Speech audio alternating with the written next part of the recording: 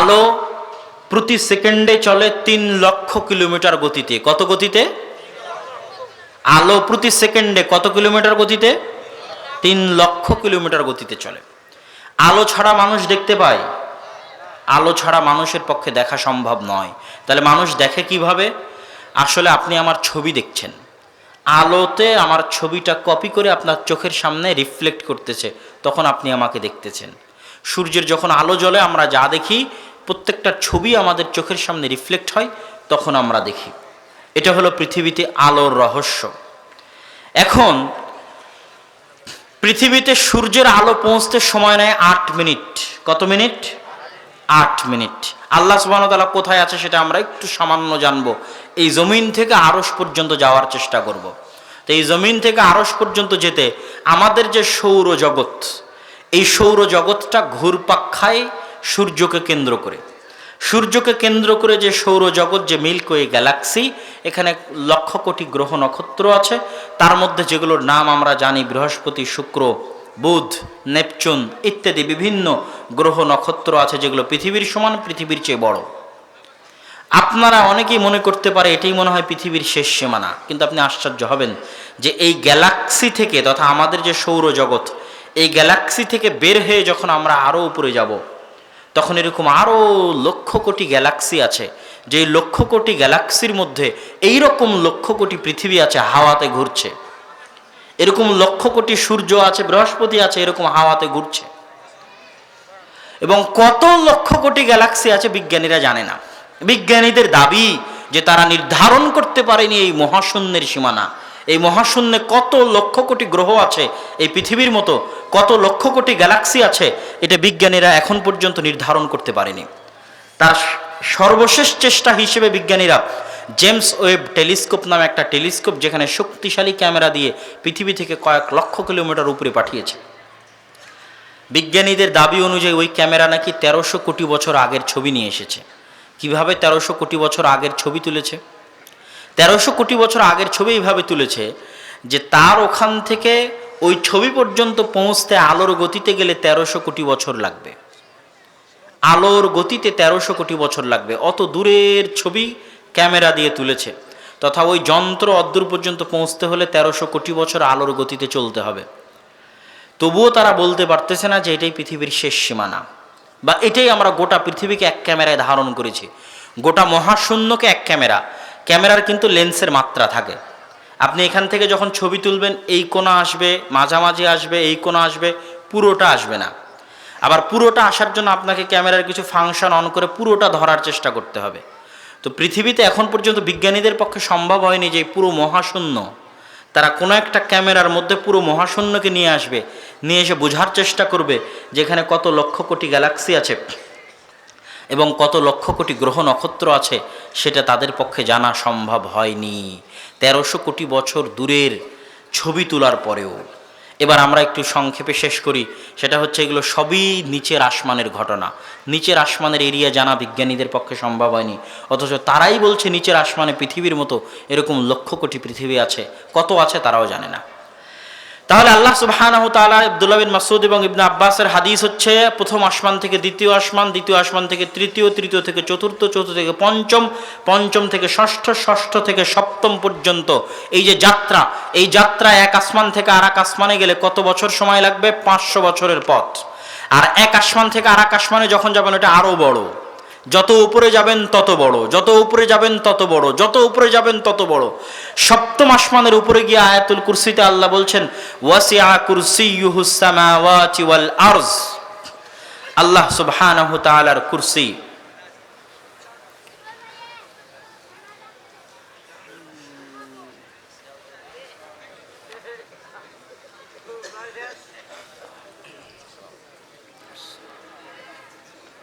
আল্লাহ সুবহানাহু ওয়া তাআলা পবিত্র কোরআন মাজিদে বলছেন ওয়াসিআ কুরসিয়ুহুস সামাওয়াতি ওয়াল আরজ, যে তার কুরসি 7 আসমান এবং 7 জমিনকে ঘিরে আছে।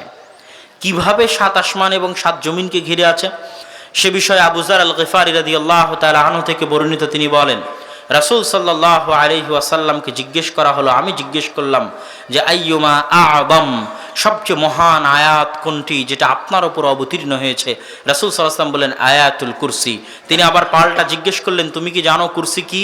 কুরসি হচ্ছে, আল্লাহ রাসূল বলছেন সাল্লাল্লাহু আলাইহি ওয়াসাল্লাম, মাস সামাওয়াতাস সাবআ, 7 আসমান এবং 7 জমিন এর তুলনা মাআল কুরসি, আল্লাহর কুরসির সাথে, ইল্লা কাহালাকাতিন মুলকাতিন ফি আরদিন ফালাত। এই যে 7 আসমান আর 7 জমিন ভাবার আগে আমি যে সামান্য বর্ণনা দিলাম নিচের আসমানের নিচের বর্ণনা, প্রথম আসমানের নিচের বর্ণনা, যেটা বিজ্ঞানীরা আবিষ্কার করতে পারেনি। এবার আপনি কল্পনা করতে থাকেন, প্রথম আসমানের উপর দ্বিতীয়, দ্বিতীয়ের উপর তৃতীয়, তৃতীয়ের উপর চতুর্থ, চতুর্থের উপর পঞ্চম, পঞ্চের উপর ষষ্ঠ, ষষ্ঠের উপর সপ্তম, বিশাল 7 আসমান এবং 7 জমিনের তুলনা আল্লাহর কুরসির সাথে বিশাল মরুভূমির মধ্যে পড়ে থাকা একটি আংটির মতো, তথা বিশাল মরুভূমি হচ্ছে আল্লাহর কুরসি, আর ওই বিশাল মরুভূমির মধ্যে পড়ে থাকা ওই ছোট্ট আংটি হচ্ছে এই বিশাল 7 আসমান এবং 7 জমিন। আল্লাহু আকবার। তারপর রাসূল সাল্লাল্লাহু আলাইহি ওয়াসাল্লাম বলছেন, ওয়া ফাজলুল আরশি আলাল কুরসি, তোমরা কি জানো আরশের সাথে কুরসির তুলনা কেমন? যেমন 7 আসমানের সাথে কুরসির তুলনা, তথা একই অবস্থা, বিশাল মরুভূমিতে পড়ে থাকা একটি ছোট্ট আংটি যেমন বিশাল 7 আসমান 7 জমিন, ঠিক তেমনি বিশাল মরুভূমিতে পড়ে থাকা একটি ছোট্ট আংটি হচ্ছে মহান আল্লাহ সুবহানাহু ওয়া তাআলার বিশাল কুরসি, আর ওই বিশাল মরুভূমি হচ্ছে আল্লাহ সুবহানাহু ওয়া তাআলার আরশ। আল্লাহু আকবার। তাহলে 7 আসমান এবং 7 জমিন তো বহু দূরের কথা, এই নিচের আসমানের এরিয়া আমাদের পক্ষে নির্ধারণ করা, যাচাই করা বিজ্ঞানীদের পক্ষে সম্ভব নয়।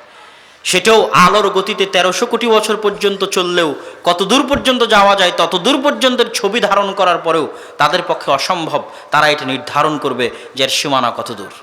তাহলে সেখান থেকে 7 আসমান, 7 আসমানের পরে কুরসি, তারপরে আরশ, এই বিশাল আল্লাহ সুবহানাহু ওয়া তাআলার রাজত্ব, আর আমার এবং আপনার মতো ক্ষুদ্র নগণ্য জীব যাদের কোনো শক্তি নাই। ইন্নাল ইনসানা খুলিকা হালুআ, মানুষকে আল্লাহ অনেক দুর্বল করে সৃষ্টি করেছে। আরেকটি হাদিস বলে আমার বক্তব্য শেষ করব। উযিনা লি আন উহাদ্দিসা লাকুম, আমাকে অনুমতি দেওয়া হয়েছে যে আমি তোমাদেরকে বলবো আল্লাহ সুবহানাহু ওয়া তাআলার আরশ যারা বহন করে সেই সমস্ত ফেরেশতাদের অবস্থা, যে আল্লাহ সুবহানাহু ওয়া তাআলার আরশ বহনকারী ফেরেশতাদের অবস্থা কেমন। রাসূলুল্লাহ সাল্লাল্লাহু আলাইহি ওয়াসাল্লাম বলছেন, মা বাইনা শাহমাতি উযুনিহি ইলা আতিকিহি, যে আরশ বহনকারী ফেরেশতার কানের লতি থেকে নিয়ে তার কাঁধ পর্যন্ত, আমাদের কানের লতি থেকে নিয়ে কাঁধ পর্যন্ত দূরত্ব 4 থেকে 6 ইঞ্চি, আরশ বহনকারী ফেরেশতার কানের লতি থেকে কাঁধ পর্যন্তের দূরত্ব হচ্ছে 700 বছরের পথ। আর পৃথিবীতে এখন যেটা সবচেয়ে দ্রুত চলে সেটা হচ্ছে আলো প্রতি সেকেন্ডে 3 লক্ষ কিলোমিটার চলে। প্রতি মিনিটে কত চলতে পারে, প্রতি ঘন্টায় কত চলতে পারে সেটা নির্ধারণ করাও মানুষের জন্য কঠিন। আর আমরা যা কিছু চালাচ্ছি, গাড়ি ঘোড়া বিমান, এগুলো সব ঘন্টায় মাপা হয়, আর আলো সেকেন্ডে চলে 3 লক্ষ কিলোমিটার। তথা আলোর গতিতেও যদি, আলোকেই যদি আমরা বর্তমান পৃথিবীতে সবচেয়ে শক্তিশালী ধরি, তাহলে তার গতিতে 700 বছর চললে যা হবে, আরশ বহনকারী ফেরেশতার কানের লতি থেকে নিয়ে কাঁধ পর্যন্তের দূরত্বের অবস্থা হবে, তা বাকি অবস্থার কথা রাসূলুল্লাহ সাল্লাল্লাহু আলাইহি ওয়াসাল্লাম বলেননি। এটারই অর্থ হচ্ছে আল্লাহু আকবার। পৃথিবীতে যে যত শক্তিশালী হোক, যার যত ক্ষমতা থাক, যার যত পাওয়ার থাক, যার যত বিশালত্ব থাক, যার যত মহত্ব থাক, সকল কিছুর চেয়ে বড়, সকল কিছুর চেয়ে মহান, সকল কিছুর চেয়ে মহৎ হচ্ছে আল্লাহ সুবহানাহু ওয়া তাআলার জাত। এর অর্থ হচ্ছে আল্লাহু আকবার। এই আল্লাহ সুবহানাহু ওয়া তাআলার জাতের অবস্থা, আল্লাহ সুবহানাহু ওয়া তাআলার সিফাতের অবস্থা যখন আপনার অন্তরে বসবে, তখন কি আর আপনি অসুস্থ হলে কবিরাজের কাছে যাবেন? তখন কি আর ওই অসুস্থ হয়েছে বলে ভূতে ধরে আপনি তাবিজ কিনতে যাবেন? আমি আপনাদের অঞ্চলের মা বোনদেরকে উদ্দেশ্য করে বলতেছি যে আল্লাহর এই শক্তি, আল্লাহর এই ক্ষমতা, আল্লাহর এই নাম, এই গুণ জানার পরে কি মানুষ শিরক করতে পারে? কথা বলেন না যে শিরক করতে পারে? মানুষ কার কাছে ফিরে যাবে? আল্লাহ সুবহানাহু ওয়া তাআলার কাছে ফিরে যাবে। এই জন্য আল্লাহ রাসূল বলেছে যে তোমাকে যদি হত্যাও করা হয়, ওয়াইন কুতিলতা ওয়া হুররিকতা, যদি তোমাকে আগুনেও জ্বালিয়ে দেওয়া হয়, হত্যাও করা হয়, তবুও তুমি শিরিক করবে না। কেমনে করবেন বলেন? আপনি আল্লাহর এই অবস্থা জানলে, আল্লাহ সুবহানাহু ওয়া তাআলার গুণ জানলে, আপনাকে যদি হত্যাও করা হয় আপনি শিরিক করবেন? আপনাকে যদি আগুনেও জ্বালিয়ে দেওয়া হয় আপনি শিরিক করবেন? করবেন না। সম্মানিত উপস্থিতি, আজকে বক্তব্যের শেষাংশে এসে আপনাদের জন্য সহযোগিতার আবেদন করা হয়েছে জালসা কমিটির পক্ষ থেকে। তাদের স্বেচ্ছাসেবকরা আপনাদের মধ্যে যাবে। আল্লাহ সুবহানাহু ওয়া তাআলার যে গুণাবলীগুলো বললাম তার উপর যদি আমল করতে চান, তো তার একটা বড় অংশ হচ্ছে আল্লাহর গুণে গুণান্বিত হওয়া। আপনি যদি আল্লাহর কাছে ক্ষমা চান, আপনার কি উচিত নয় আর মানুষকে ক্ষমা করা? বলেন উচিত না উচিত নয়? উচিত। আপনি যদি আল্লাহর কাছে দয়া চান, আপনার কি উচিত নয় আল্লাহর সৃষ্টিজীবের উপর দয়া করা? উচিত। আপনি যে পরিমাণে দয়া করবেন, যে পরিমাণে ক্ষমা করবেন, আল্লাহ ওই পরিমাণে আপনাকে ক্ষমা করবে, আপনার উপর দয়া করবে। একই অবস্থা দানের ক্ষেত্রে, আপনি যে পরিমাণে দিবেন আল্লাহ আপনাকে সে পরিমাণে দিবে। আনফিক আলাইক উনফিক, আনফিক উনফিক আলাইক, তোমরা ব্যয় করো আমি তোমাদের উপর ব্যয় করব। আপনি যেভাবে দিবেন আল্লাহ সুবহানাহু ওয়া তাআলা আপনাকে সেভাবে দিবে। অতএব স্বেচ্ছাসেবক ভাইদের ভিতরে গিয়ে তাদের জালসার জন্য দান সংগ্রহের আবেদন জানিয়ে আজকের সংক্ষিপ্ত বক্তব্য এখানেই শেষ করছি। সুবহানাহু ওয়া তাআলার নাম এবং গুণাবলীতে আল্লাহ একক এবং অদ্বিতীয়। এই তৃতীয় প্রকার থেকে আমরা চেষ্টা করব আল্লাহ সুবহানাহু ওয়া তাআলার পরিচয় সম্পর্কে হালকা জানার, যেটা আমাদের অন্তরে সাহস দিবে, অন্তরে শক্তি দিবে, অন্তরে আত্মবিশ্বাস দিবে যে আল্লাহ সুবহানাহু ওয়া তাআলা কে, আল্লাহ সুবহানাহু ওয়া তাআলা কাকে বলে। আল্লাহ সুবহানাহু ওয়া তাআলার নাম এবং গুণাবলী সম্পর্কে তিনি নিজে পবিত্র কোরআন মাজিদে বলেছেন, ওয়ালিল্লাহিল আসমাউল হুসনা ফাদউহু বিহা। আল্লাহ সুবহানাহু ওয়া তাআলার অসংখ্য অগণিত নাম রয়েছে, তোমরা সেই নাম দিয়ে আল্লাহকে ডাকো। عن أبي هريرة رضي الله تعالى عنه أنه قال قال رسول الله صلى الله عليه وسلم إن لله 99 أسماء من أحصاها دخل الجنة।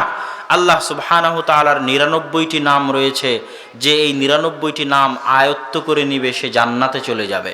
আল্লাহু আকবার।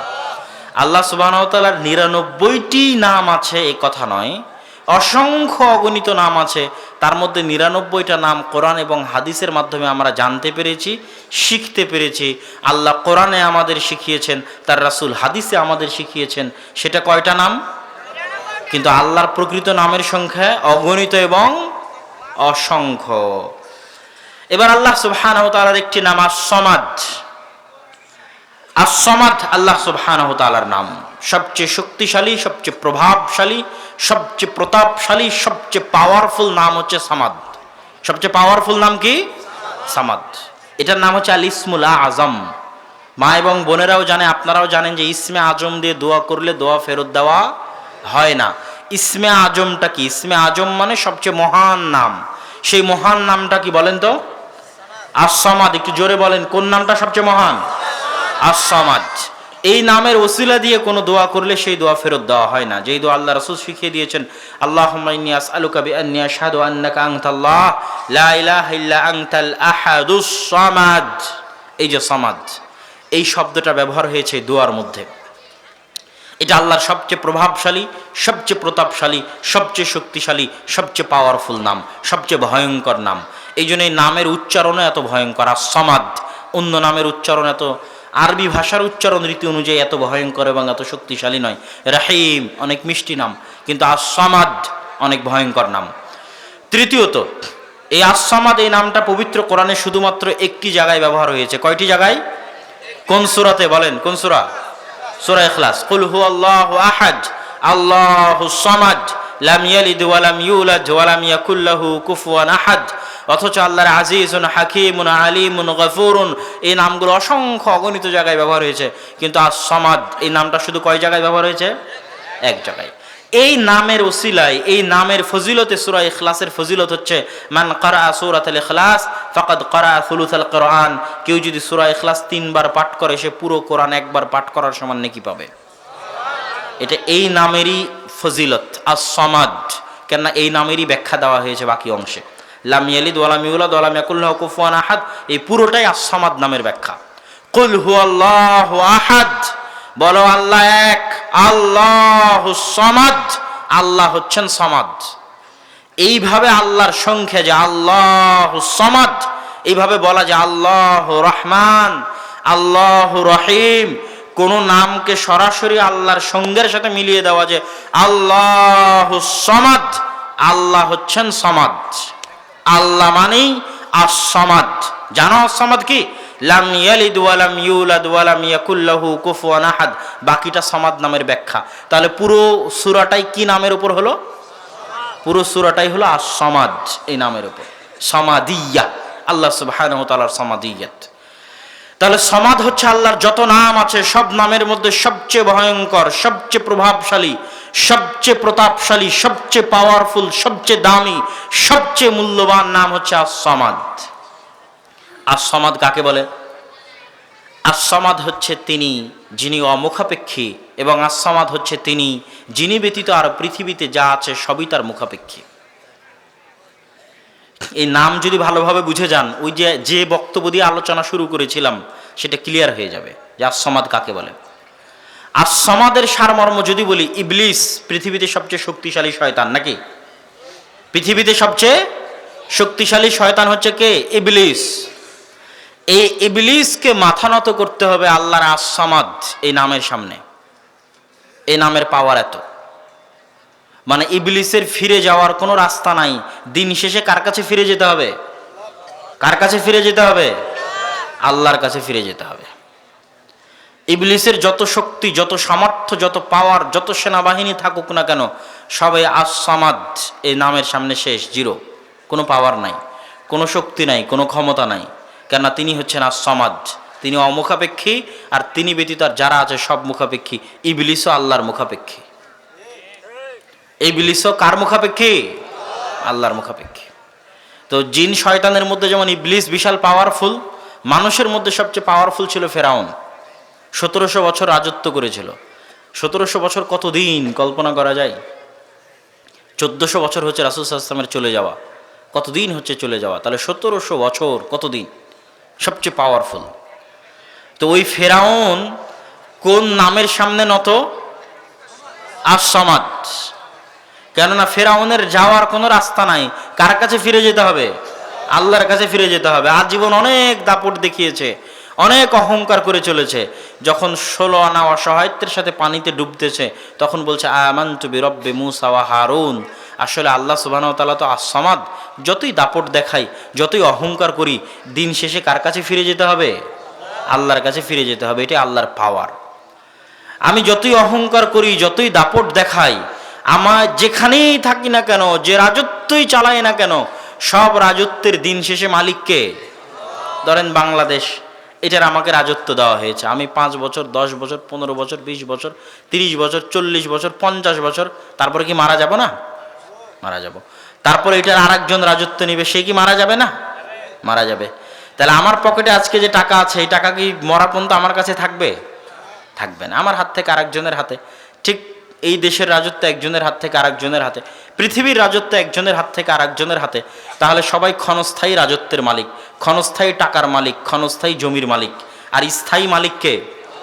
আল্লাহ সুবহানাহু ওয়া তাআলা। তাহলে ইবলিস কি আল্লাহর রাজত্বের বাইরে যেতে পারবে? ইবলিসের কি এমন কোনো রাজত্ব আছে যে রাজত্ব আল্লাহর অধীনে নয়? শয়তান বা জিনের এমন কোনো রাজত্ব আছে যেটা আল্লাহর অধীনে নয়? এটা কি সম্ভব? এটা আল্লাহ চ্যালেঞ্জ দিয়েছে যে তোমরা যাও, আসমান ফেড়ে উপরে উঠে যাও, জমিন ফেড়ে নিচে ঢুকে যাও, আমার রাজত্বের বাইরে বের হতে পারো কিনা ট্রাই করো। ছেলের সাথে যখন বাপের গন্ডগোল হয়, ছেলে বলে যে আপনার বাড়িতে থাকবো না, বের হয়ে গেলাম। তো ওই বাড়িটুকু তো বাপের, ঠিক আছে, বের হয়ে গেলে তো সে বাপের রাজত্বের বাইরে চলে গেল। তো আল্লাহ চ্যালেঞ্জ দিয়েছে যে ইবলিস তুমি তো আমার উপর রাগ করে আছো, জিন শয়তান, তোমরা শয়তান যারা আছে আমার উপর রাগ করে আছো, আরো কত মানুষ আছে আমাকে গালিগালাজ করছো, তোমাদের চ্যালেঞ্জ দিলাম আমার রাজত্বের বাইরে বের হও। মানে বাপ চ্যালেঞ্জ দিচ্ছে যে আমার বাড়ির বাইরে বের হও, যেখানে যাবা সেটাই আমার বাড়ি, যেখানে যাবা সেটা কার বাড়ি? আমার বাড়ি। আমার রাজত্বের বাইরে বের হও, আসমান ফেড়ে উপরে ওঠো, জমিন ফেড়ে নিচে নামো, যেখানে যাবা ওখানে একচ্ছত্র মালিকানা এবং একচ্ছত্র আধিপত্যকার আল্লাহ সুবহানাহু ওয়া তাআলা। কেন? তিনি আস-সামাদ, অনেক ভয়ঙ্কর, প্রতাপশালী, প্রভাবশালী নাম, যেই নামের সামনে সবাই জিরো। এই আস-সামাদ এই নামের ব্যাখ্যা দুটো বলেছি। এক, আল্লাহ অমুখাপেক্ষী। দুই, আল্লাহ ব্যতীত সবাই তার মুখাপেক্ষী। আল্লাহ ব্যতীত সবাই তার মুখাপেক্ষী এই কথা বলতে গিয়ে ফেরাউনের উদাহরণ দিয়েছি, ইবলিসের উদাহরণ দিয়েছি, যে তারা যতই শক্তিশালী হোক তারা কার মুখাপেক্ষী? আল্লাহর মুখাপেক্ষী। তারপরে আর একটা উদাহরণ দেখেন, ইউসাব্বিহু লিল্লাহি মা ফিস সামাওয়াতি ওয়া মা ফিল আরজ। আল্লাহ সুবহানাহু ওয়া তাআলার রাজত্ব সারা পৃথিবীতে আছে, সকল কিছুর উপর আছে। তার একটা প্রমাণ এই আয়াত, ইউসাব্বিহু লিল্লাহি মা ফিস সামাওয়াতি ওয়া মা ফিল আরজ। আল্লাহ সুবহানাহু ওয়া তাআলার তাসবিহ পাঠ করে আসমান জমিন, এবং আসমান জমিনের মধ্যে যা কিছু আছে, প্রতিটি বালিকণা ধূলিকণা, প্রতিটি জড় পদার্থ, জীবজন্তু, জানোয়ার, সবকিছু 24 ঘন্টা কার তাসবিহ পাঠ করে? এই আয়াতের অর্থ এত এত এত গভীর যে আপনি কল্পনা করতে পারবেন না। আমার সামনে যে মাইক আছে এটাও এখন আল্লাহর তাসবিহ পাঠ করছে। আমি যে চাদর গায়ে দিয়ে আছি এটা এখন আল্লাহর তাসবিহ পাঠ করছে। আপনারা যে যা গায়ে দিয়ে আছেন, যেখানে বসে আছেন, যাতে হাত লাগিয়ে আছেন, যে মোবাইল পকেটে আছে, যে টাকা পকেটে আছে, সব কিছু এখন কার তাসবিহ পাঠ করছে? এটা মানুষ বুঝতে চায় না যে তারা কিভাবে আল্লাহর তাসবিহ পাঠ করতে পারে। এই জন্য আমি বোঝানোর জন্য একটু ব্যাখ্যা করে মানুষকে বুঝাই যে কেমনে তার আল্লাহর তাসবিহ পাঠ করা সম্ভব। সেটা হচ্ছে, মানুষ মনে করে এই চাদর আমি বানিয়েছি, মানুষ মনে করে এই মাইক আমি বানিয়েছি, মানুষ মনে করে এই মোবাইল আমি বানিয়েছি, মানুষ মনে করে এই জুব্বা, এই প্যান্ডেল, এই লাইট সব আমি বানিয়েছি। কিন্তু এগুলো কি মানুষ হাওয়া থেকে নিয়ে এসেছে? বলেন, এগুলো কি মানুষ হাওয়া থেকে নিয়ে এসেছে? এই যে মোবাইলে আমি কথা বলছি আমেরিকায়, আল্লাহ সুবহানাহু ওয়া তাআলার এই বাতাসের মধ্যে, ইথারের মধ্যে যদি ওই শক্তি না দেওয়া থাকতো যে এখানকার আওয়াজ আমেরিকায় পৌঁছবে, বিজ্ঞানের বাপের ক্ষমতা ছিল আবিষ্কার করবে? বলেন। তাহলে বিজ্ঞানী কি করেছে? আল্লাহর দেওয়া শক্তিকে ব্যবহার করেছে, কাজে লাগিয়েছে। আল্লাহর দেওয়া সৃষ্টিকে কি করেছে? কাজে লাগিয়েছে। তাহলে আমি যে চেয়ারে বসে আছি, এটা আমি মনে করছি আমি চেয়ার বানিয়েছি। এই চেয়ার তো আগে গাছ ছিল। গাছটা কার সৃষ্টি? আল্লাহর সৃষ্টি। তো গাছ যদি পাতা দিতে পারে, ফল দিতে পারে, ফুল দিতে পারে, গাছ আল্লাহর তাসবিহ পাঠ করতে পারে না? ফলও দিচ্ছে, ফুলও দিচ্ছে, পাতাও জন্ম দিচ্ছে, খালি তাসবিহ পাঠ করতে পারে না। এটা কি বিশ্বাস করা যায়? বলেন। যেহেতু আল্লাহ বলছে সে তাসবিহ পাঠ করে, আর আমি দেখছি ও ফলও দিতে পারে, ফুলও দিতে পারে, পাতাও জন্ম দিতে পারে, বড় হতে পারে, তাসবিহ পাঠ করতে পারে না? পারে। ওই গাছকে আমি কাটে আজকে চেয়ার বানিয়েছি, তাই আর তাসবিহ পাঠ করছে না, এ কথা মিথ্যা। এ কথা কি? এর পিছনে কোনো দলিল নেই। ও যখন গাছ অবস্থায় ছিল তখনও তাসবিহ পাঠ করেছে, এখন এখানে কাঠ অবস্থায়, চেয়ার অবস্থায় আছে, এখনো আল্লাহর তাসবিহ পাঠ করছে। অতএব আমরা আমাদের সামনে যা ব্যবহার করছি সব কিছু মূলত আল্লাহর সৃষ্টি। সেখান থেকে পরিবর্তন করে, সংস্কার করে, ঘষা মাজা করে মাইক বানিয়েছি, ঘষা মাজা করে মোবাইল বানিয়েছি, কাপড় বানিয়েছি। সুতা ছিল, সুতার আগে তুলা ছিল, তারপরে ইট বানিয়েছি, পাথর বানিয়েছি, ওই ইট আগে মাটি ছিল। মাটি যদি ফল ফলাদি উৎপন্ন করতে পারে, আপনার কালাই জন্ম দিতে পারে, ধান জন্ম দিতে পারে, ওই মাটি তাসবিহ পাঠ করতে পারে না? এটা কি বিশ্বাস করা যায়? বলেন। মাটির যদি নিজস্ব কোনো ক্ষমতা না থাকতো, তাহলে মাটিতে ধান লাগালে কি ধান হতো? ওই ধান আপনি কাঠের উপর লাগান না, ওই ধান আপনি কাপড়ের উপর লাগান, হাওয়ার উপর লাগান, হয় কি না? মাটিতে লাগালেই ধান হয়। তার মানে মাটির নিজস্ব কি আছে? ক্ষমতা আছে। তাহলে মাটির যদি নিজস্ব ক্ষমতা থাকে, যেই মাটি ধান উৎপন্ন করতে পারে, কালাই উৎপন্ন করতে পারে, বড় বড় গাছ জন্ম দিতে পারে, ওই মাটি আল্লাহর তাসবিহ পাঠ করতে পারে না? পারে। তাহলে ওই মাটি থাকা অবস্থায় আল্লাহর তাসবিহ পাঠ করতে পারে, তা আপনি ইট ভাটাতে পুড়িয়ে ইট বানিয়ে দেওয়ালে লাগিয়েছেন, তাই আল্লাহর তাসবিহ পাঠ করতে পারবেন? এর কোনো গ্যারেন্টি আছে? মিথ্যা কথা। আল ইউসাব্বিহু লিল্লাহি মা ফিস সামাওয়াতি ওয়া মা ফিল আরজ, আসমান জমিন এবং তার মধ্যে যা কিছু আছে, একটা ছোট্ট ধূলিকণাও যদি হয়, এখন আমরা যা ব্যবহার করছি, যা গায়ে দিয়ে আছি, যার ওপর বসে আছি, যা খাচ্ছি, যার ওপর ঘুমাচ্ছি, সব কিছু কার তাসবিহ পাঠ করে? আল্লাহ সুবহানাহু ওয়া তাআলার।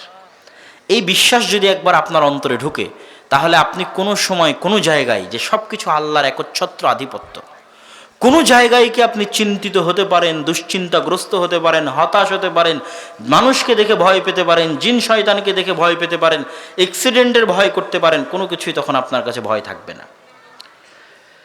মুসা আলাইহিস সালামের মতো হবে আপনার ঈমান, ইব্রাহিমের মতো হবে আপনার ঈমান। কারণ ইব্রাহিম জানতো যে আগুনে নিক্ষেপ করা হচ্ছে, ওই আগুনের মালিককে? আল্লাহ। যে সামনে বিশাল সমুদ্র দেখা যাচ্ছে, এই বিশাল সমুদ্রের মালিককে? ওই সমুদ্র তো আল্লাহর তাসবিহ পাঠ করছে।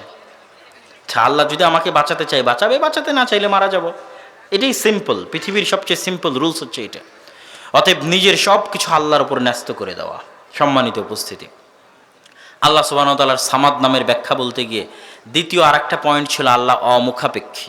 প্রথমত আমরা সবাই আল্লাহর মুখাপেক্ষী, ফেরাউনও আল্লাহর মুখাপেক্ষী, ওই শয়তানও আল্লাহর মুখাপেক্ষী, ওই কবিরাজও আল্লাহর মুখাপেক্ষী, আর হিন্দুরা যে বড় বড় দেবতা বানিয়ে রেখেছে এরাও কার মুখাপেক্ষী? আল্লাহর মুখাপেক্ষী। আচ্ছা, এবার আল্লাহ হচ্ছেন অমুখাপেক্ষী। লাম ইয়ালিদ, তার সন্তানের প্রয়োজন নাই। ওয়ালাম ইউলাদ, তার পিতারও প্রয়োজন নাই, তার সন্তানেরও প্রয়োজন নাই, তার পিতারও প্রয়োজন নাই। যত দেবদেবী আছে সবার সন্তান পিতার প্রয়োজন আছে না নাই? সন্তান ছাড়া তো, পিতা ছাড়া তাদের জন্মই হয়নি, কোথায় থেকে আসবে বলেন? সন্তান পিতা ছাড়া এরা আসতে পারবে? যত উলিয়া উলিয়া কবরে শুয়ে আছে, এদের সবার সন্তান পিতা আছে না নাই? সন্তান পিতা না থাকলে এরা আসবে কোথায় থেকে? আসতে পারবে না। তাহলে এরা মুখাপেক্ষী আর আল্লাহ সুবহানাহু ওয়া তাআলা অমুখাপেক্ষী। আল্লাহু লা ইলাহা ইল্লা হুয়াল হাইয়ুল কাইয়্যুম লা তাখুযুহু সিনাতু ওয়ালা নাওম। আল্লাহকে তন্দ্রা স্পর্শ করে না, ক্লান্তি স্পর্শ করে না। তো পৃথিবীতে কেউ আছে যে না ঘুমিয়ে থাকতে পারবে? পারবে না। কাজ করলে ক্লান্তি হবে না এরকম কেউ আছে? নাই। কিন্তু আল্লাহ সুবহানাহু ওয়া তাআলাকে তন্দ্রাও স্পর্শ করে না, ক্লান্তি স্পর্শ করে না। পৃথিবীতে কেউ আছে না খেয়ে থাকতে পারবে? আল্লাহ সুবহানাহু ওয়া তাআলা লা ইয়াতআম বাল ইউতঈম। আল্লাহ খান না বরং খাওয়ান। আল্লাহ অমুখাপেক্ষী, আল্লাহর খাবারের প্রয়োজন নাই। আমার আপনার সবার খাবারের প্রয়োজন আছে, সবার পেশাব পায়খানার প্রয়োজন আছে, ঘুমের প্রয়োজন আছে, স্ত্রী পুত্র সন্তান সন্ততির প্রয়োজন আছে। আল্লাহ সুবহানাহু ওয়া তাআলা এগুলো সকল মানবিক প্রয়োজন থেকে পবিত্র। সুবহানাল্লাহ বিহামদিহি সুবহানাল্লাহিল আযীম। এটাই হচ্ছে আস-সামাদ। এই আস-সামাদ নাম দিয়ে আল্লাহ সুবহানাহু ওয়া তাআলা তার মাঝে আর সারা পৃথিবীর সকল সৃষ্টির মাঝে এত বিশাল ব্যবধান তৈরি করেছেন, যে ব্যবধান পার করার ক্ষমতার মতো কোনো ক্ষমতাশালী, কোনো শক্তিশালী পৃথিবীতে জন্ম হয়নি, হবেও না।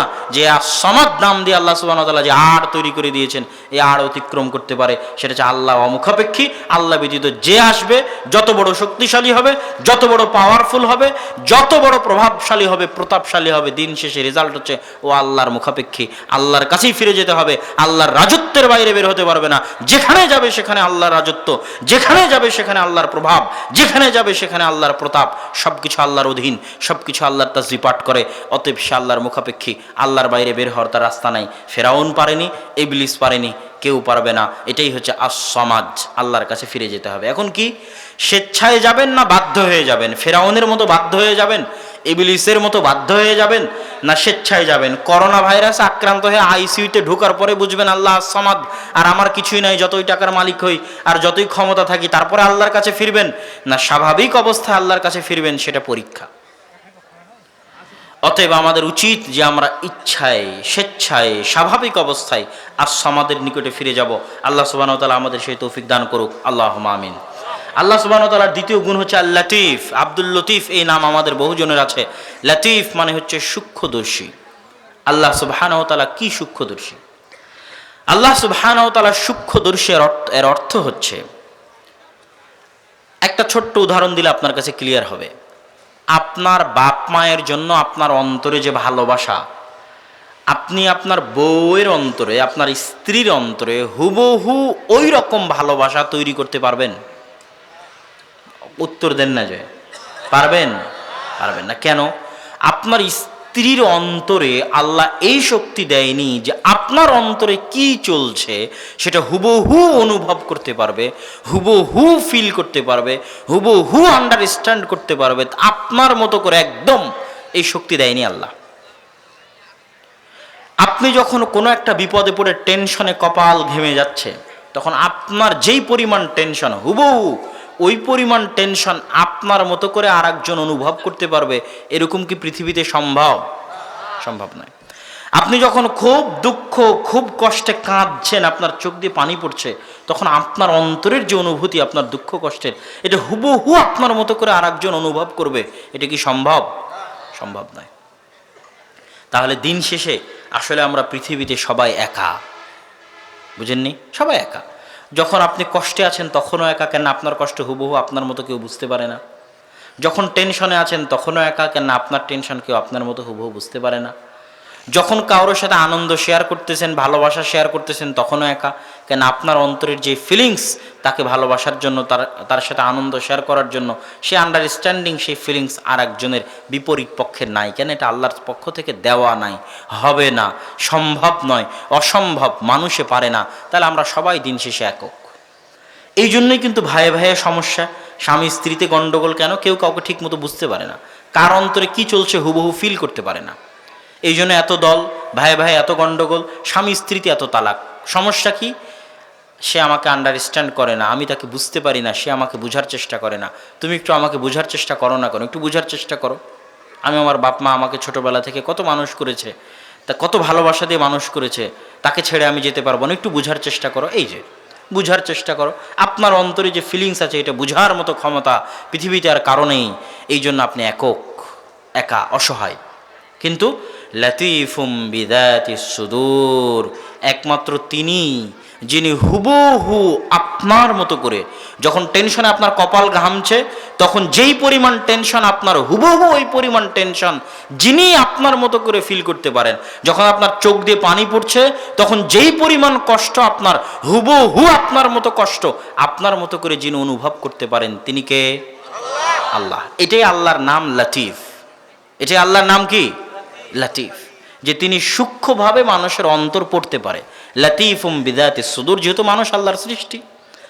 তাহলে যখন আপনি একক টেনশনে, একক দুঃখে কষ্টে, যখন আপনি অসহায় দুঃখ কষ্টে এবং টেনশনে, তখন কার কাছে ফিরে যাওয়া উচিত? জোরে বলেন, কার কাছে? কিন্তু আমরা কি করি? আমরা মানুষের কাছে ফিরে যাই, ফিরে গিয়ে মানুষেরই হাত পা ধরে নত হই। তবুও কিন্তু মানুষ বুঝতে পারে না। বুঝতে পারে? বলেন। হাত পা ধরে পড়ে যাচ্ছেন যে ভাই আপনার পা ধরি, ভাই একটু জিনিসটা বোঝার, ভাই মাফ করে দেন, ভাই ভুল হয়ে গেছে। আপনার অন্তরের এই চাওয়াটা কি সে বুঝতে পারে? হুবহু আপনার মতো। তাহলে কত ছোট হচ্ছেন আপনি। কিন্তু কে বুঝতে পারে? অথচ আল্লাহর কাছে চান না, অথচ আল্লাহর কাছে বলেন না। এর চেয়ে হতভাগা মানুষ যদি জানতো আল্লাহ কাকে বলে, আল্লাহ কে, আল্লাহ কেমন, তাহলে মানুষ কোনোদিন শিরিক করতো? মানুষ কোনোদিন আর এক মানুষের সামনে নত হতো? কোনোদিন হতো না। মানুষ কোনোদিন কোনো শক্তিশালীর কাছে, কোনো আর এক মানুষের কাছে, কোনো জিন শয়তানের কাছে, কারো কাছে কোনোদিন মানুষের অন্তর নত হতো না। একমাত্র কার সামনে নত হতো? আল্লাহর সামনে। ওর সামনে ছোট হয়ে কি করবেন? ও তো বুঝতেই পারে না আপনার কথা। লতিফ। লতিফ নামের একটা উদাহরণ দিয়ে শেষ করি। সূরা ইউসুফে ইউসুফ আলাইহিস সালাতু ওয়াস সালামের ঘটনাবলী আল্লাহ সুবহানাহু ওয়া তাআলা লতিফ নামের প্রমাণ বহন করে। ইউসুফ আলাইহিস সালাতু ওয়াস সালাম কি বলছেন? ইয়া আবাতি ইন্নী রাআইতু আহাদা আশারা কাওকাবা, হে আমার বাবা, আমি স্বপ্নে দেখছি 11টা তারকা আমাকে সিজদা করছে। এটা দিয়ে ইউসুফ আলাইহিস সালামের ঘটনা শুরু। ইউসুফ আলাইহিস সালাম কুয়ায় পড়ে গেলেন, নিক্ষিপ্ত হলেন, কুয়া থেকে বাজারে বিক্রি হলেন, বাজার থেকে বিক্রি হয়ে বাদশার বাড়িতে কৃতদাস হিসেবে কাজ করলেন, অপবাদ মাথায় নিয়ে জেলে গেলেন, 7 বছর জেল খাটলেন। জেল থেকে বাদশার স্বপ্নের মাধ্যমে বের হয়ে দুর্ভিক্ষ কন্ট্রোল করার জন্য অর্থমন্ত্রীর দায়িত্ব নিলেন। তারপরে তার বাপ এবং তার 10 ভাই মিশরে গেল তার সাথে সাক্ষাৎ করতে মিশরে গিয়ে বাপ এবং 10 ভাই তাকে সিজদা করলো সম্মানের। তখন ইউসুফ আলাইহিস সালাতু ওয়াস সালাম বলছেন, ইয়া আবাতি হাযা তা'বীলু রুয়ায়া, ওই যে ছোটবেলায় স্বপ্নে দেখেছিলাম 11টা তারকা আমাকে সিজদা করবে, আজকে 30 বছর, 35 বছর, 40 বছর পর ওই স্বপ্ন বাস্তবে রূপ পাচ্ছে, আপনারা আমাকে সিজদা করতেছেন। এটাই ছিল ওই স্বপ্নের ব্যাখ্যা। কথা এখনো শেষ হয়নি। পরের বাক্য কি? পরে বলতে বলতে ইব্রাহিম ইউসুফ আলাইহিস সালাম বলছেন, ইন্না রাব্বি লাতীফুল লিমা ইয়াশা, আমার প্রতিপালক যেটা করতে চান সেটা অনেক সূক্ষ্মভাবে করেন। তাহলে আল্লাহ লতিফ নামের দ্বিতীয় ব্যাখ্যা হচ্ছে, আল্লাহ যদি কিছু করতে চান কিভাবে করেন? একটু কথা বলতে হবে। কিভাবে করেন? সূক্ষ্মভাবে করেন। আল্লাহ কিছু করতে চাইলে কিভাবে করেন? সূক্ষ্মভাবে করেন। ডাইরেক্ট হোমজিক্যালি কোনো কাজ আল্লাহ সুবহানাহু ওয়া তাআলা করেন না। আল্লাহ সুবহানাহু ওয়া তাআলা ওই যে 11টা তারকা সিজদা করলো, এটা ডাইরেক্ট তিনি সংঘটিত করাননি। এক এক স্তর থেকে ওই পরিবেশ তৈরি করতে, এক এক স্তর থেকে আর এক স্তরে যেতে অনেক সূক্ষ্মভাবে কাজ করতে হয়েছে। ফেরাউনকে আল্লাহ সুবহানাহু ওয়া তাআলা একবারে ধ্বংস করেননি। ফেরাউন 1700 বছর যাবৎ কয়েক লক্ষ বানু ইসরাইলের ছোট বাচ্চাকে জবাই করেছে। ফেরাউনকে ধ্বংস করতে আল্লাহ পরিবেশ তৈরি করেছেন সূক্ষ্মভাবে। ফেরাউনের বাড়িতেই মুসা আলাইহিস সালাতু ওয়াস সালামকে লালন পালন করেছেন। এটাই আল্লাহর সূক্ষ্মতা। আল্লাহ সুবহানাহু ওয়া তাআলা লতিফ, যেমন সূক্ষ্মভাবে আমার অন্তর বুঝতে পারেন, আমার জন্য যদি কিছু করতে চান সেটাও তিনি করবেন কিভাবে? কথা বলেন, কিভাবে? সূক্ষ্মভাবে। অতএব দোয়া করে যদি আপনি ডাইরেক্ট অ্যাকশন চান, ওইরকম ডাইরেক্ট অ্যাকশন আল্লাহ সুবহানাহু ওয়া তাআলা নেন না। এটা আল্লাহর বৈশিষ্ট্য নয়। অতএব আপনাকে ধৈর্য ধরতে হবে, অপেক্ষা করতে হবে। কোনটার মধ্যে আপনার জন্য কল্যাণ আছে সেটা আপনি জানেন না। উদাহরণ, প্রমাণ মুসা আলাইহিস সালামের ঘটনা, প্রমাণ ইউসুফ আলাইহিস সালামের ঘটনা। পড়েন, বারবার পড়েন, বারবার পড়েন। প্রতিবার পড়লে আপনি নতুন জিনিস শিখবেন। ইউসুফ আলাইহিস সালামের ঘটনা থেকে, মুসা আলাইহিস সালামের ঘটনা থেকে প্রতিবার পড়লে নতুন জিনিস শিখবেন এবং বুঝবেন পৃথিবী কিভাবে চলে, আল্লাহ কিভাবে পৃথিবী চালান। তার মধ্যে একটা অন্তত আমি বলে গেলাম যে আল্লাহ যা করেন লতিফভাবে করেন, ডাইরেক্ট হোমজিক্যালি কোনো কিছু করেন না। অতএব আপনার সাথেও আল্লাহ ব্যবহার করবেন লতিফভাবে। আপনি চাইলেন আর হয়ে যাবে, আপনি বললেন তাই হয়ে যাবে, দোয়া করছেন হয় না কেন, এরকম কিছু আল্লাহ সুবহানাহু ওয়া তাআলা করেন না। আপনার জন্য কিছু করতে চাইলে তিনি পরিবেশ তৈরি করবেন অনেক সূক্ষ্মভাবে। আপনিও বুঝবেন না, আপনার বিপরীত পক্ষ বুঝবে না যে আল্লাহ সুবহানাহু ওয়া তাআলা কীভাবে পরিবেশ তৈরি করতেছেন। তার নাম লতিফ। আল্লাহ সুবহানাহু ওয়া তাআলার তৃতীয় নাম হচ্ছে আল ওয়াকিল। আমরা আদালতে গিয়ে মামলা করতে গিয়ে উকিলকে দায়িত্ব দিই না, দিই না বলেন? উকিলকে দায়িত্ব দিই। কিসের দায়িত্ব দিই? যে সে যেন আমার জেল জুলুম ফাঁসি যেটাই হোক সেটা রক্ষা করা এবং দেখার দায়িত্ব হচ্ছে তার। আমি যেহেতু মামলার মারপ্যাচ বুঝি না, আইনের মারপ্যাচ বুঝি না, তুমি দায়িত্ব পালন করবা। আল্লাহ বলছে আমি উকিল, আমি দায়িত্ব নিতে চাই, পৃথিবীর মানুষের দায়িত্ব নিতে চাই, পৃথিবীর মানুষের বিপদ আপদের দায়িত্ব নিতে চাই, পৃথিবীর মানুষের ধন সম্পদের দায়িত্ব নিতে চাই, পৃথিবীর মানুষের সন্তান সন্ততির দায়িত্ব নিতে চাই। আল্লাহ নিতে চান দায়িত্ব। আমাদেরকে দায়িত্ব দেওয়ার প্রয়োজন হয় না, হয় না বলেন? প্রতিনিয়ত দায়িত্ব দেওয়ার প্রয়োজন হয়, কি বলেন হয় না? প্রতিনিয়ত দায়িত্ব দেওয়ার প্রয়োজন হয়। সবাই বাড়ি থেকে এসেছেন, বাড়িতে কোনো না কোনো একজন দায়িত্বশীল রেখে এসেছে যে তুমি থাকো, বাড়িতে দেখে রাখিও, না হলে তালা মেরে গেলাম, না হলে উমুক পাশের একজন আছে সে দেখে রাখবে। ছোট বাচ্চা আপনি আপনার ওয়াইফের কাছে দিয়েছেন, তুমি বাচ্চাকে দেখে রাখিও, আর না হলে সে আপনার কাছে দিয়েছে, তুমি দেখে রাখিও। তাহলে প্রতিনিয়ত একজন আরেকজনকে দায়িত্ব দিচ্ছেন না, দিচ্ছেন না বলেন? এই জায়গায় আল্লাহ বলছে যে এদের যতজনকে তোমরা দায়িত্ব দিচ্ছ এরা সব অকেজো অচল। তোমরা দায়িত্ব কাকে দাও? আল্লাহকে দাও। এবং প্রতিটা ছোট ছোট ক্ষেত্রে দায়িত্ব আল্লাহকে দাও। যেমন এই ছোট বাচ্চা, আপনি আপনার ওয়াইফকে বলেছেন তুমি দেখে রেখো যেন হারায় না, অথবা সে আপনাকে বলেছে আজকে প্রোগ্রামে আসার সময় দেখে রেখো যেন হারায় না। আল্লাহ বলছে এটা করিও না, বরং তোমরা কি করো? তোমরা আমাকে বলো, তোমরা কাজ করো, কিন্তু তোমরা আমাকে বলো যে আল্লাহ প্রোগ্রামে যাচ্ছি, আমার সন্তানকে আমার স্ত্রীর সাথে দিচ্ছি, আমি আলাদাভাবে বসতেছি, অথবা হে আল্লাহ আমার সন্তানকে আমার স্বামীর সাথে দিচ্ছি, আমি আলাদাভাবে বসতেছি, আমার সন্তানকে দেখে রাখার দায়িত্ব কাকে দিলাম? আল্লাহ তোমাকে দিলাম। এটা চাল ওয়াকিল। আল্লাহ বলছে তোমরা আমাকে দাও। কত আয়াত নেবেন? অসংখ্য অগণিত আয়াতে আল্লাহ বলছেন আমাকে দাও। কেন? সেটা আল্লাহ সুবহানাহু ওয়া তাআলা বলবেন। রব্বুল মাশরিক ওয়াল মাগরিব লা ইলাহা ইল্লাহু ফাত্তাখিযহু ওয়াকিলা। পূর্বের প্রতিপালক, পশ্চিমের প্রতিপালক, তিনি ব্যতীত কোনো ইলাহ নেই, তোমরা তাকে দায়িত্ব দাও, তাকে উকিল হিসেবে, ওয়াকিল হিসেবে গ্রহণ করো। ওয়া তাওয়াক্কাল আলাল আজিজির রহিম। মহাপরাক্রমশালী, মহা দয়ালু আল্লাহ সুবহানাহু তাআলার উপর তোমরা তোমাদের বিপদ আপদ, ধন সম্পদ, সন্তান সন্ততির দায়িত্ব প্রদান করো। ওয়া তাওয়াক্কাল আলাল হাই আল্লাযী লা ইয়ামুত। যিনি চিরঞ্জীব, কোনোদিন মারা যাবেন না, সেই চিরঞ্জীব কোনোদিন মারা যাবেন না, এইরকম প্রতিপালকের উপর তোমরা দায়িত্ব প্রদান করো।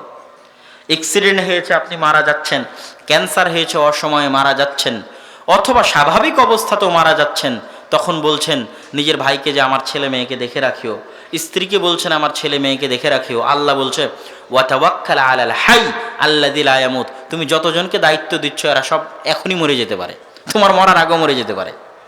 কথা ঠিক না ভুল বলেন? আপনি যতজনকে দায়িত্ব দিচ্ছেন এরা মারা যাবে না? এখনই মারা যেতে পারে না? পারে। আল্লাহ তাওয়াক্কাল আলাল হাই, আমাকে দায়িত্ব দাও। তোমার 14 গোষ্ঠী সাফ হয়ে গেলেও মরে, আমি মারা যাব না। আলাল হাই আল্লাযী লা ইয়ামুত, আমি কোনোদিন মারা যাব না। অতএব মানুষকে দায়িত্ব দিচ্ছ কেন? দায়িত্ব কাকে দাও? আল্লাহ নিজেই ব্যবস্থা করবে কে দায়িত্ব নেবে। অতএব দায়িত্ব দাও আল্লাহ সুবহানাহু ওয়া তাআলার হাতে। ওয়া তাওয়াক্কাল আলাল হাই। এখন সময় কত? আমার কাছে তো ঘড়ি নাই। ওয়া তাওয়াক্কাল আলাল হাই আল্লাযী লা ইয়ামুত। তোমরা ওই সত্তার উপর দায়িত্ব দাও যিনি কোনোদিন মারা যাবেন না। আচ্ছা, তোমরা ওই সত্তার উপর দায়িত্ব দাও, ওয়ালিল্লাহি মুলকুস সামাওয়াতি, সব জায়গায় তার আধিপত্য। আমি আগেই বলেছি সব জায়গায় আল্লাহর আধিপত্য। তাহলে আপনি এখানকার মেম্বার, এখানকার চেয়ারম্যানকে দিয়ে আজকের প্রোগ্রাম করেছেন, আর এক জায়গায় এই চেয়ারম্যান মেম্বারকে দিয়ে প্রোগ্রাম করতে পারবেন না। বাংলাদেশের প্রধানমন্ত্রীর সহযোগিতা ইউরোপ আমেরিকায় পাবেন না। বাংলাদেশের প্রধানমন্ত্রীর নাম্বার মোবাইলে থাকলেও যখন ভূমিকম্পে নিচে ঢুকে যাবেন পাবেন না। পেলেও সাথে সাথে আপনার কাছে সহযোগিতা পৌঁছাতে পারবে না, পৌঁছাতে সময় লাগতে পারে। 999-এ কল করার পর সহযোগিতা পেতে আধা ঘন্টা লাগতে পারে, 1 ঘন্টা লাগতে পারে, ফোন রিসিভ নাও হতে পারে, ফোনে চার্জ নাও থাকতে পারে। পৃথিবীতে এরকম অসংখ্য পরিবেশ আছে যেখানে পৃথিবীর সবচেয়ে শক্তিশালী ব্যক্তির নাম্বার থাকলেও সে আপনাকে 24 ঘন্টা সার্ভিস দিতে পারবে না। যখন চাইবেন তখনই সহযোগিতা করতে পারবে না। তাহলে তোমরা কার উপর ভরসা করো? কাকে দায়িত্ব দাও? আল্লাহর উপর। আটলান্টিক মহাসাগরে থাকো, আফ্রিকার জঙ্গলে থাকো, আর বাংলাদেশে থাকো, আর ইউরোপে থাকো, সব জায়গায় রাজত্ব কার? আল্লাহর। আর চাওয়া মাত্রই শুনতে পারে, এই ক্ষমতা কার? মোবাইল লাগে নাকি? মোবাইলে চার্জ থাকা লাগবে? তারপরও আপনি আল্লাহকে ডাকেন না, মাত্র সাড়া দিব। আর আল্লাহ সুবহানাহু ওয়া তাআলা দায়িত্ব পালনে অবহেলা করেন না। কাফা বিল্লাহি ওয়াকিলা ওয়া মান ইয়াতাওয়াক্কাল আলাল্লাহি ফাহুয়া হাসবুহ নি'মাল ওয়াকিল। সবচেয়ে উত্তম অভিভাবক অভিভাবক হিসেবে একাই যথেষ্ট। যে তার উপর দায়িত্ব দিবে তিনি তার দায়িত্ব পালনের জন্য তিনি একাই যথেষ্ট, আর কাউকে লাগবে না। অতএব আল্লাহ সুবহানাহু ওয়া তাআলার উপর দায়িত্ব দেন। সন্তানকে বিদায় দিবেন, বলবেন আস্তাগফিরুল্লাহ। এটা দোয়ার মধ্যেও শেখানো আছে, হে আল্লাহ আমার সন্তানের আমানত তোমার উপর দিলাম। বাড়িতে তালা মেরে আসছেন, বাড়ির সম্পত্তি কার দায়িত্বে দিয়ে আসবেন? আল্লাহর দায়িত্বে। আল্লাহ সুবহানাহু ওয়া তাআলা দায়িত্ব নিলে উনি কিভাবে আপনার সম্পদ রক্ষা করবে সেই দায়িত্ব কার? আল্লাহর। ইব্রাহিম আলাইহিস সালাতু ওয়াস সালাম যখন মরুভূমিতে তার স্ত্রী পুত্র রেখে পাহাড়ের আড়ালে এসে দোয়া করলেন, তখন দায়িত্ব কাকে দিয়ে এসেছিলেন? আল্লাহকে। আপনি বলবেন ইব্রাহিম আলাইহিস সালাম তো অনেক বড় নবী, তার দায়িত্ব আল্লাহ নিবে, আমাদের কি নিবে? মুসা এবং খিজির আলাইহিস সালাতু ওয়াস সালাম ওই যে দুটো ইতিম বাচ্চার ঘর ঠিক করে দিলেন, আল্লাহ কোরআনে বলছে ঘর ঠিক করে দেওয়া আমি চাই, আল্লাহ চায়, মুসার প্রতিপালক চাই, খিজিরের প্রতিপালক চাই, এই ঘর ঠিক করে দেওয়া হোক। ওয়াকানা আবুহুমা সালিহা, কেননা এই ঘরে দুইটা এতিম বাচ্চার সম্পদ আছে, আর তার বাপ মা ছিল সৎ। বাপ মা মরার সময় দুই এতিম বাচ্চার সম্পদ রক্ষণাবেক্ষণের দায়িত্ব কাকে দিয়েছিল? আল্লাহকে। ওদের নামও কেউ জানে না, ওরা নবীও নয়, রাসূলও নয়। নাম না জানা, অজানা, অচেনা। পৃথিবীতে কাজ হওয়ার জন্য ভাইরাল হওয়া লাগতে পারে, সেলিব্রিটি হওয়া লাগতে পারে, আল্লাহর কাছে লাগে না। আপনি যত নিকৃষ্ট হন, যত পাপিষ্ট হন, কোনো ভাগাড়ে পড়ে আছেন, সেখান থেকেও যদি আপনি আল্লাহকে ডাকেন আল্লাহ শুনবে, এবং আল্লাহকে দায়িত্ব দিলে আল্লাহ আপনার দায়িত্ব পালন করবে। আর শাকুর, আল্লাহ সুবহানাহু ওয়া তাআলা হচ্ছেন শুকরিয়া আদায়কারী, আল্লাহ সুবহানাহু ওয়া তাআলা কৃতজ্ঞতা স্বীকারকারী। আপনি বলবেন যে মানুষ কৃতজ্ঞতা স্বীকার করে, আল্লাহর কি কৃতজ্ঞতা স্বীকার করার দরকার? আল্লাহর তো প্রয়োজন নাই কৃতজ্ঞতা স্বীকার করার, কিন্তু আল্লাহ বলছে আমি কৃতজ্ঞতা স্বীকারকারী, শাকুর। কোরআনে বলেছেন ইন্নাহু গফুরুন শাকুর, আমি শুকরিয়া আদায় করি। আমাদের মানসিক সমস্যা কি? মানুষকে সহযোগিতা করলে আমরা তার কাছে ধন্যবাদ চাই, আমরা তার কাছে ভালো ব্যবহার চাই। যদি সহযোগিতা করার পর ধোঁকা খাই, সহযোগিতা করার পর সেই পাল্টা ক্ষতি করার চেষ্টা করে, আমরা অন্তরে কষ্ট পাই।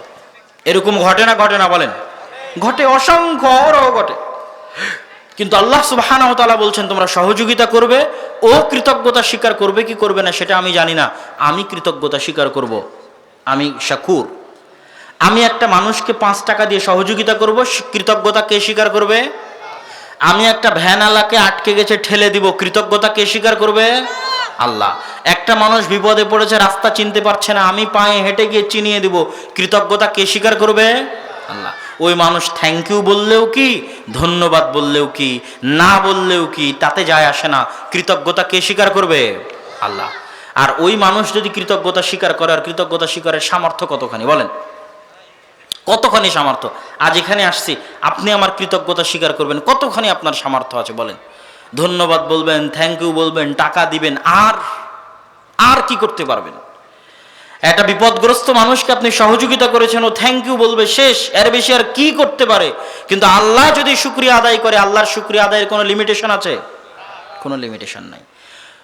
আপনি রাস্তায় চলতে গিয়ে একটা কুকুরকে, পিপাসার্ত কুকুরকে যদি পানি পান করান, দুনিয়ার লজিক অনুযায়ী ওই কুকুর আপনার কৃতজ্ঞতা স্বীকার করবে, এবং সে আপনার বশ মানবে, পোষ মানবে, আপনার কথায় উঠবে আর বসবে। এটা দুনিয়ার লজিক। কেন? একটা কুকুরকে আপনি পানি পান করালেন, আর কুকুর অকৃতজ্ঞ প্রাণী নয়, ওরা কৃতজ্ঞতা স্বীকার করে, অতএব সে আপনার সাথে থাকবে, চলবে, আপনার কথা শুনবে। কিন্তু আল্লাহর লজিক হচ্ছে, আপনি একটা অসহায় কুকুরকে পানি পান করিয়েছেন, কুকুর কৃতজ্ঞতা স্বীকার করবে কি করবে না, দিস ডাজন্ট ম্যাটার, এটা কোনো ব্যাপার না। কৃতজ্ঞতা কে স্বীকার করবে? আল্লাহ। পড়েননি হাদিস?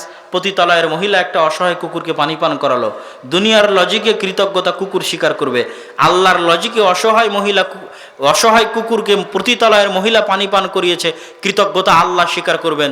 আর আল্লাহর কৃতজ্ঞতা স্বীকারের কোনো লিমিট আছে? কুকুরের কৃতজ্ঞতা স্বীকারের লিমিট আছে, আল্লাহর কৃতজ্ঞতা স্বীকারের লিমিট আছে? নাই।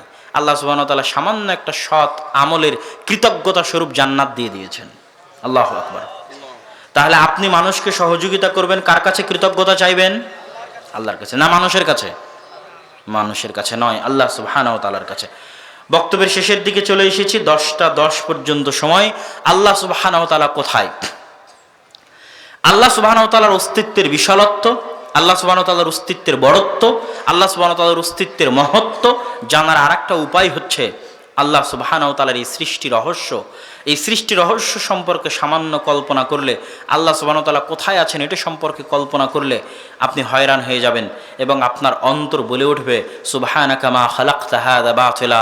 হে আল্লাহ, এই বিশাল পৃথিবী, এই বিশাল আসমান, এই বিশাল জমিন আপনি অনর্থক সৃষ্টি করেননি, অবশ্যই কোনো উদ্দেশ্যে সৃষ্টি করেছেন, আর অবশ্যই আল্লাহ আছে এবং আল্লাহর ক্ষমতা সম্পর্কেও জানতে পারবেন।